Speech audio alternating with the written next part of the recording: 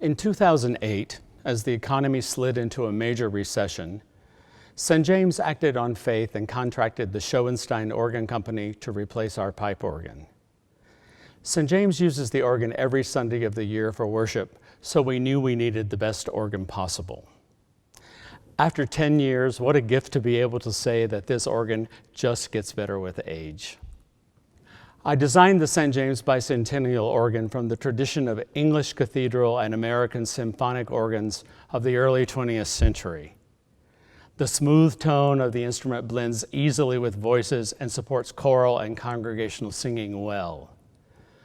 As a symphonic organ, the instrument has an incredible dynamic range with large-scale foundation tone at its core.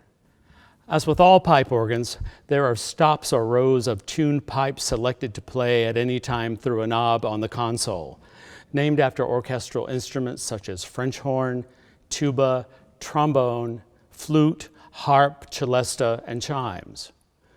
There are pipes in boxes with louvered shutters called swell shades to control volume and timbre, and boxes within those boxes to provide the player with additional musical nuances.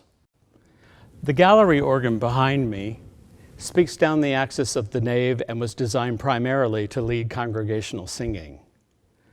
The majority of it is under expression, another term for the portions behind the swell shades, for maximum dynamic control and contrast. This organ, which can be played by itself with its own console, you can see just over the railing back there, has 16 stops. The chancel organ resides in two large chambers designed by renowned architect Ralph Adams Cram. The north chamber is composed of 4 sections stacked on top of one another and is the larger of the two chambers. The pipes of the 32-foot contrabordon stop in the back are so large they also function as a staircase leading to the upper divisions of the instrument. The south chamber contains 3 stacked sections. The loudest and the softest stops of the organ are located here. A portion of the swell division is contained within an inner swell box. The Vox Humana has its own expression shades within the inner swell and therefore is triple enclosed. The largest reed pipes of the organ, those of the 32-foot contratrombone, are also located in the south chamber and have their own expression box as well. Together, the combined gallery and chancel organs have 5,538 pipes and percussion, including the cymbal stern. Actually, including 2 cymbal sterns. St. James organ has attracted some of the greatest organists known in the world of church music and concert artists as well. Beginning with the inaugural concert by Ken Cowan in 2010, musicians including Marilyn Kaiser, Thomas Murray, Judith Hancock, and others have played this magnificent instrument. Composers with highly respected catalogs of liturgical music have written works for our church music program with this organ in mind.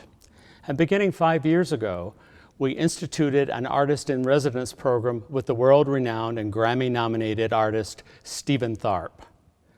Stephen spends the majority of his time here in New York City playing weekly services that include accompanied choral repertoire from the 16th century to the most contemporary. He typically improvises the prelude and postlude of our 2 principal services on Sunday, often taking the hymns sung in the service to serve as the musical theme for these creations. But because of the range and flexibility of the organ, he spends hours nearly every day at this organ, planning and practicing his different concert programs, which he will perform internationally from Germany to California. There has hardly been a program he has played on some historic instrument in a European cathedral or a small church in Illinois that he hasn't prepared here first. That's how versatile this instrument can be when heard just by itself. Yet it was designed first and foremost to serve and support our liturgical needs in weekly worship. I hope you hear the many facets of personality in this instrument as I do, particularly when played by Stephen Tharp. Warm and elegant, gentle and caressing, while still possessing a powerful, rich, smooth voice that can produce thrilling calls of joy and strength. Now, please enjoy Stephen playing works by Debussy and Handel in his own transcriptions tailored just for this instrument as we mark the 10th anniversary of the St. James Bicentennial organ.